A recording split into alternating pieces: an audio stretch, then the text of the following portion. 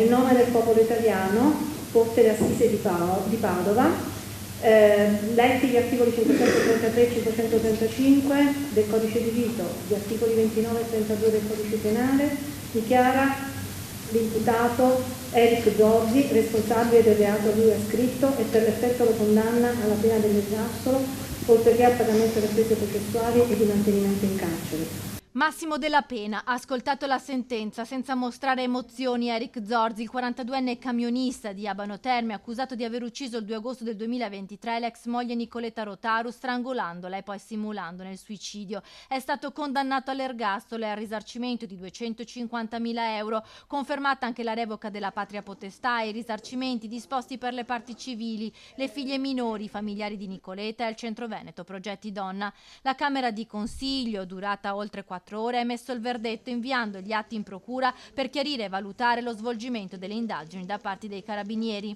Quello che c'è scritto, esatto, è procura controlla se le indagini, se quello che hanno fatto i carabinieri intervenuti sono stati fatti conformemente alla normativa oppure se ci sono state delle omissioni, delle carenze. Questo è quello che ha chiesto la Corte. Nicoleta poteva essere salvata. Esatto, è questo quello che sentiamo di dover poi ammettere. Sì.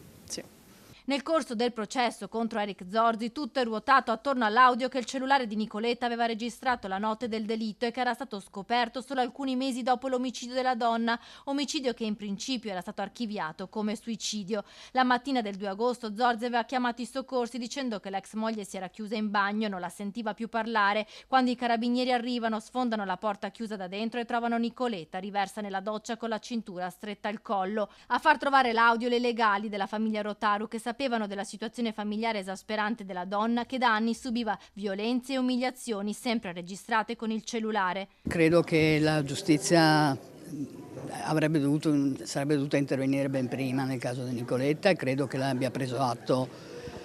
È la prima volta che io sento un pubblico ministero che diciamo stigmatizza in maniera così pesante l'operato delle forze dell'ordine e il non operato delle forze dell'ordine.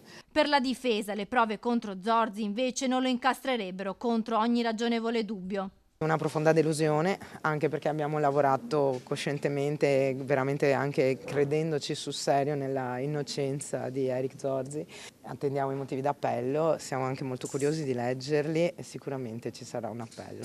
La pubblica accusa ha ricostruito invece nel dettaglio i suoni dello strangolamento, del trascinamento del corpo di Nicoleta e tutti i rumori attribuiti al lungo lavoro di Zorzi, che ha smontato e rimontato la porta del bagno per farla sembrare chiusa dall'interno. Zorzi venne arrestato nel marzo del 2024 mentre usciva dal cimitero di Abano Terme, dove aveva trafugato una foto dell'ex moglie, l'ultimo sfregio nei confronti di Nicoleta che ha umiliato per anni ma che ora ha finalmente avuto giustizia.